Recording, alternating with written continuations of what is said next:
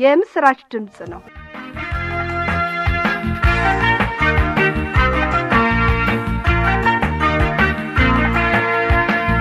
ውድ አድማጮቼ ባለፉት ክፍለ ጊዜያት ጥናቶቻችን ጌታ ኢየሱስ ወደ ጲላጦስ ስለመወሰዱ፣ ኢየሱስ ከዚያም በኋላ ስለመወንጀሉና በርባን በነጻ ስለመለቀቁ፣ ከዚያም ደግሞ በጌታ በኢየሱስ ክርስቶስ ራስ ላይ የሾህ አክሊል እንደጎነጎኑበት ተመልክተናል። በመጨረሻ ላይ እንግዲህ አሁን የምንመለከተው ስለ ኢየሱስ መሰቀልና የኢየሱስ ሥጋ ለዮሴፍ ስለመሰጠቱ ይሆናልና መጽሐፍ ቅዱሶቻችሁን እንደ ወትሮ ሁሉ ገለጥ ገለጥ አድርጋችሁ የማርቆስ ወንጌል ምዕራፍ 15 ቁጥር 39ን ተመልከቱ።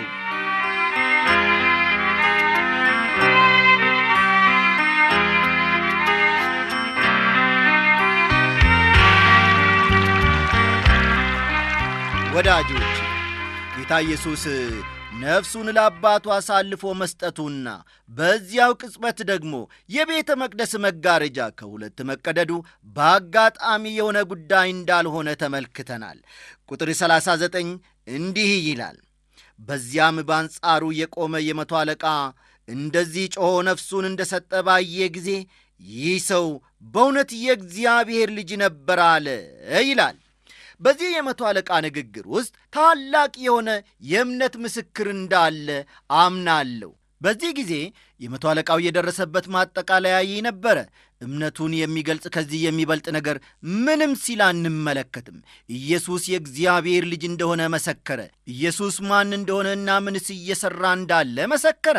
ይህ ሰው የሃይማኖት ወይም የትምህርተ መለኮት ዝርዝር ነገሮችን ያውቃል ብዬ አላምንም።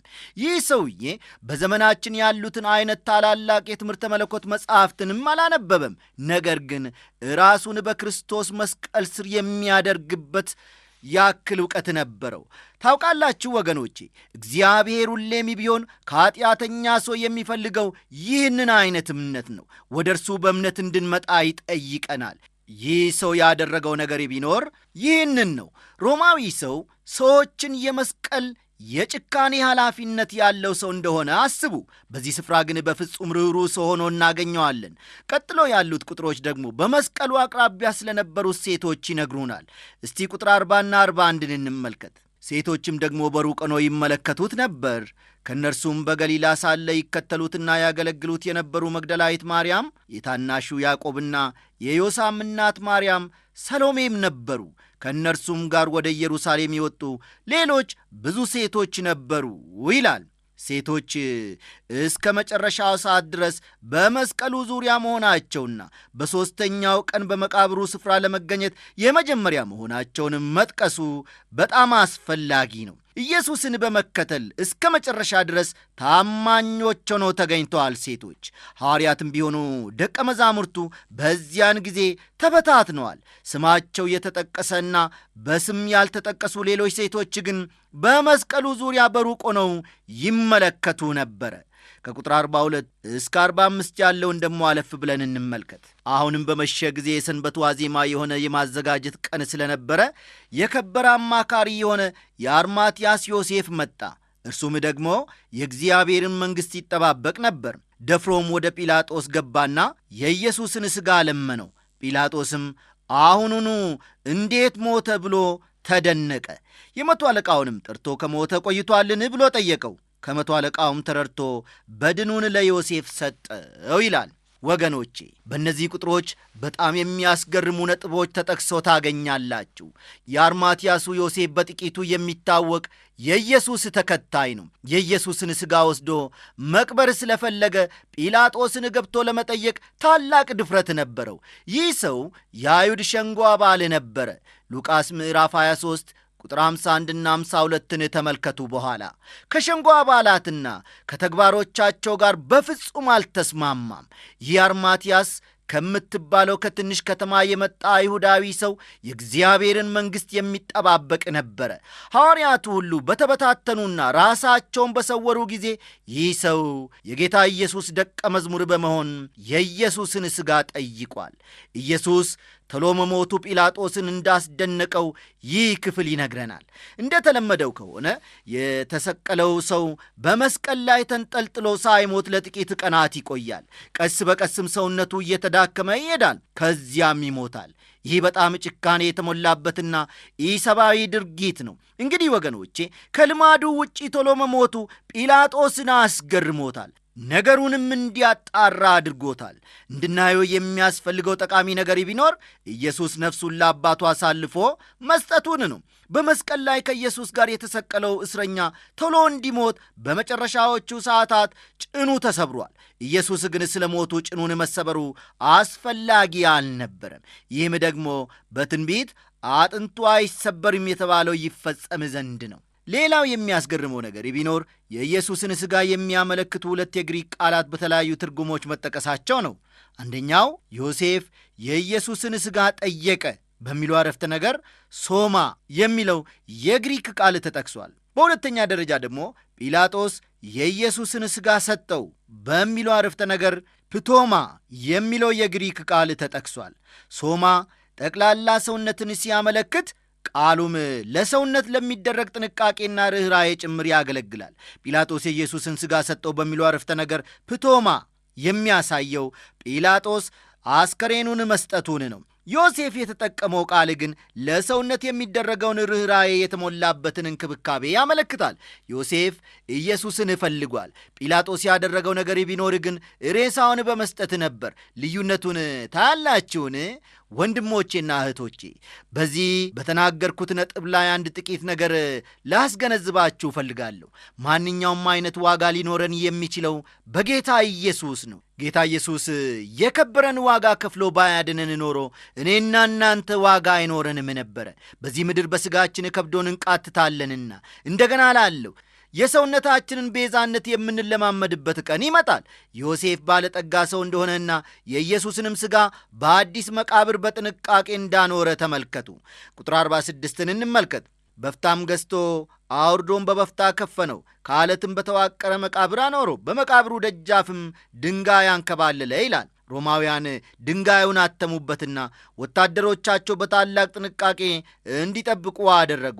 ማቴዎስ ምዕራፍ 27 ቁጥር 66 መመልከት ትችላላችሁ። መግደላዊት ማርያም፣ የዮሳም እናት ማርያም ወዴት እንዳኖሩት ይመለከቱ ነበር የሚለው ደግሞ የመጨረሻ ክፍላችን ቁጥር 47 ነው። እነዚህ ሴቶች ከኢየሱስ ጋር እስከ መጨረሻ ድረስ ነበሩ።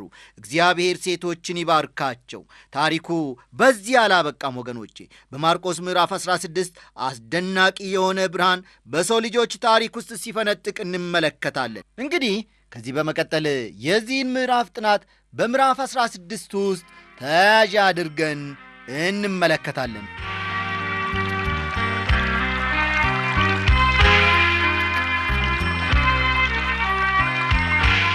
ወዳጆቼ አሁን የኢየሱስን ትንሣኤና እርገት ወደሚናገር ክፍል ደርሰናል። የኢየሱስ ትንሣኤ በክርስትና እምነት ውስጥ ስፍራ ከሚሰጥባቸው ከፍተኛ ትምህርቶች አንዱ ነው።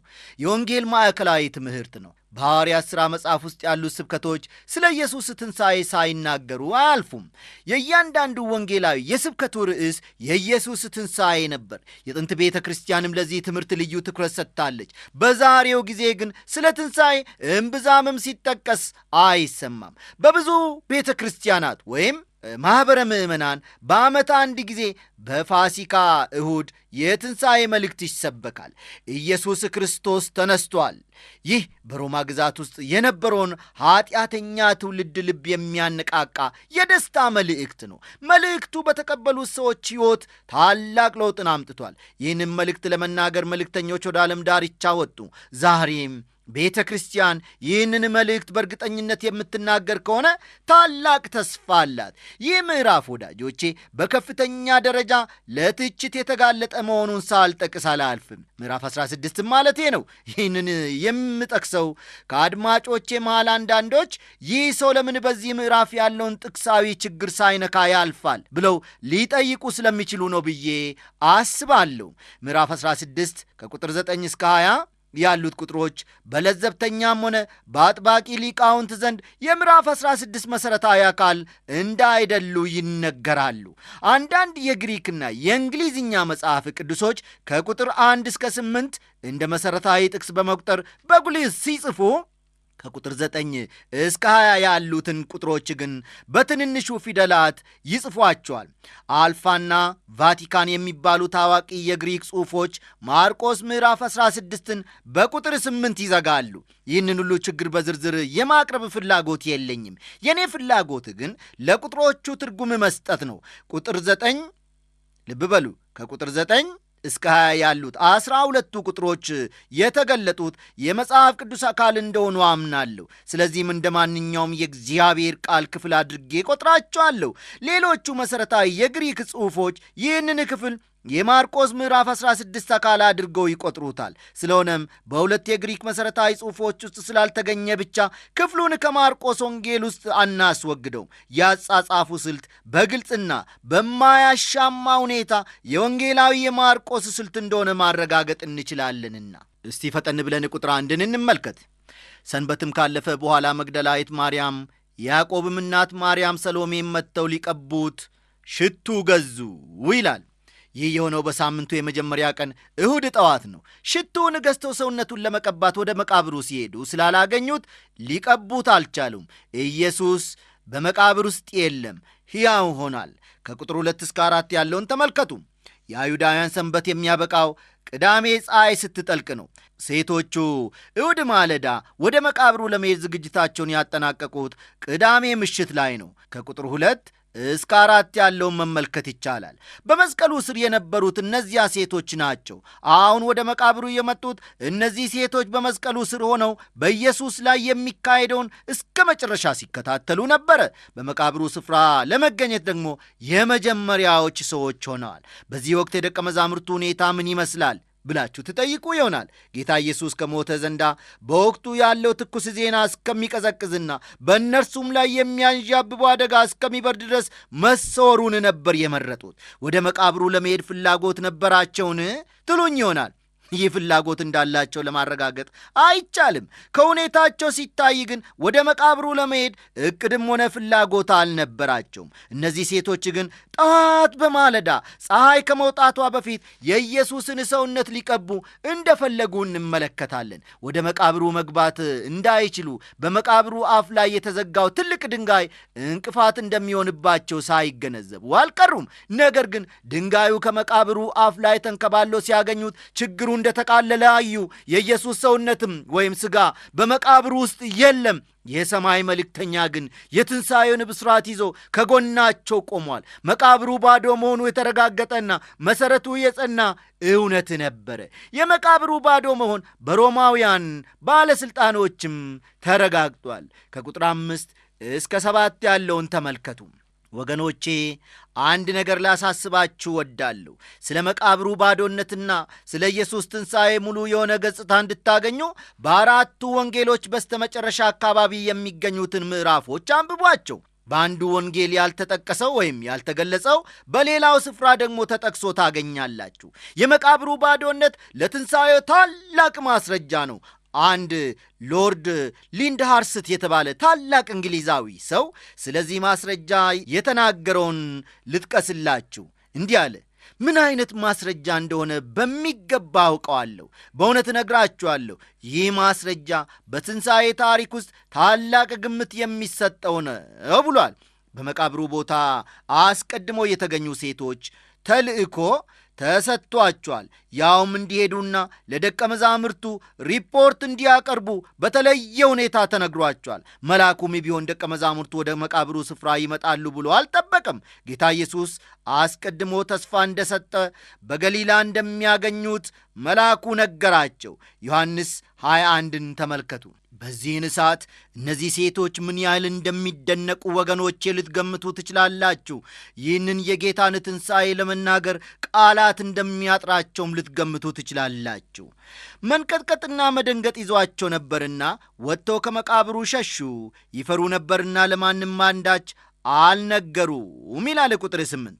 ሴቶቹ ወሬውን ይዘው ወደ ደቀ መዛሙርቱ እንደሮጡ እርግጠኞች ነን። ነገር ግን በመንገድ ላይ ለማንም ሊናገሩ አልደፈሩም። ከቁጥር 9 እስከ 12 ያለውን ተመልከቱ።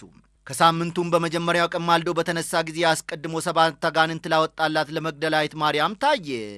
እርሷም ሄዳ ከእርሱ ጋር ሆነው ለነበሩት ሲያዝኑና ሲያለቅሱ ሳሉ አወራችላቸው።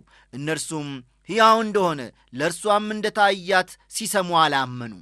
ከዚያም በኋላ ከእነርሱ ለሁለቱ ወደ ባላገር ሲሄዱ በመንገድ በሌላ መልክ ተገለጠ ይላል። ማርቆስ ታሪክን በሚጽፍበት ጊዜ ወገኖቼ የጊዜ ቅደም ተከተልን እንደማይጠብቅ ግልጽ ያደርግልን ነበረ።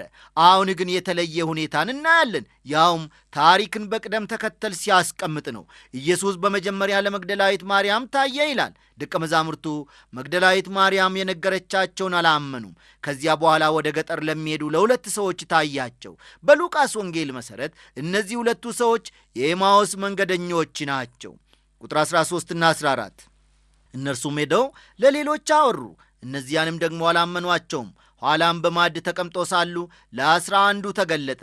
ተነስቶም ያዩትን ስላላመኗቸው አለማመናቸውንና የልባቸውን ጥንካሬ ነቀፈ ይላል።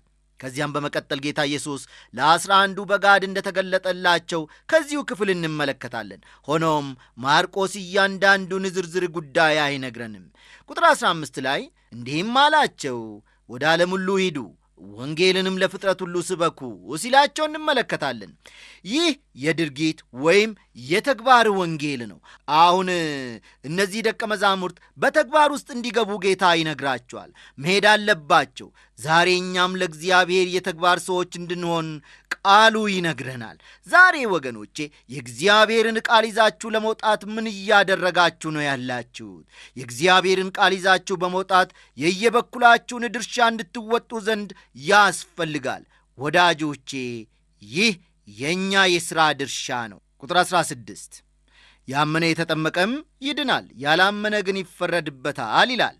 ወዳጆቼ ለእምነትም ሆነ ለጥምቀት መሠረቱ የኢየሱስ ሞትና ትንሣኤ ነው። እርሱ የሰውን ጥፋት ከቶ አይወድም፣ የሰውን ልጅ ለማዳን ነው ወደዚህ ዓለም የመጣው። ዮሐንስ 3 ቁጥር 36 እንዲህ ይላል፣ በልጁ የሚያምን የዘላለም ሕይወት አለው፣ በልጁ የማያምን ግን የእግዚአብሔር ቁጣ በእርሱ ላይ ይኖራል እንጂ ሕይወትን አያይም ይላል። ይህ ከጥምቀቱ ጋር ተያይዞ ያለ እውነት ነው ወገኖቼ። እግዚአብሔር የሰውን ጥፋት ከቶ አይወድም። ቁጥር 17ና 18 ያመኑትንም እነዚህ ምልክቶች ይከተሏቸዋል። በስሜ አጋንንትን ያወጣሉ፣ በአዲስ ቋንቋ ይናገራሉ፣ እባቦችን ይይዛሉ፣ የሚገልም ነገር ቢጠጡ አይጎዳቸውም፣ እጃቸውን በድውዮች ላይ ይጭናሉ፣ እነርሱም ይድናሉ ይላል። ወንድሜ ሆይ እነዚህ ምልክቶች የወንጌልን ስብከት ተከትለው ታይተዋል። ዛሬ ወንጌል በሚሰበክበት ቦታ ሁሉ እነዚህ ምልክቶች መታየት አለባቸው ብለን እንደ ሕግ መደንገጉ ስህተት ነው። አንዳንዶቹ ምልክቶችን በቀጥታ የሚተረጎሙ አይደሉም። እነዚህ ምልክቶች በጥንቷ ቤተ ክርስቲያን የወንጌል አገልግሎት ውስጥ ሁልጊዜ ሲገለጡ አናይም። በሌላ በኩል ደግሞ ዛሬም በአንዳንድ የሚስዮናዊት አገልግሎት መስኮች ይታያሉ። ሁሉን ቃል በቀጥታ መተርጎምና እንደ ሕግ ማስቀመጥ አንችልም። ወዳጆቼ ማድረግ የምትፈልግ ከሆነ የሚገል መርዝ ልትጠጣ ነዋ። በጥንትም ዘመን ቢሆን እነዚህ ምልክቶች የአንድ ሰው የሐዋርያቱ መመዘኛዎች አይደሉም። መመዘኛው እውነተኛው ትምህርት ነው። ሁለተኛ ዮሐንስ ቁጥር 10ን ተመልከቱ። በየትኛውም ዘመን ቢሆን ታላቁ ምልክት ወገኖቼ የእግዚአብሔር ቃል ነው። ቁጥር 19ና 20ን ተመልክተን የዛሬውን ትምህርታችንን እናጠናቅቃለን። ጌታ ኢየሱስም ከእነርሱ ጋር ከተናገረ በኋላ ወደ ሰማይ አረገ፣ በእግዚአብሔርም ቀኝ ተቀመጠ። እነርሱም ወጥተው በየስፍራ ሁሉ ሰበኩ። ጌታም ከእነርሱ ጋር ይሠራ ነበር፣ በሚከተሉትም ምልክቶች ቃሉን ያጸና ነበር ይለናል። ወዳጆቼ ታላቁን የጌታ ኢየሱስን ዕርገትና ዛሬ በአብ ቀኝ ሆኖ የሚሠራውን ሥራ ማርቆስ በዚያ ጠር ባለ መልኩ ይዳስሳል። ለፍጥረት ሁሉ ወንጌል ሊያደርሱ ደቀ መዛሙርቱ እንደወጡም ይናገራል። ጌታ ኢየሱስም ከእነርሱ ጋር ይሠራ ነበረ፣ በሚያደርጉም ምልክቶች ቃሉን ያጸና ነበር። ይህ የተግባር ወንጌል ነው። ለእግዚአብሔር የተግባር ሰዎች መሆን አለብን። እግዚአብሔር ይርዳን። አሜን። ኤሎሄ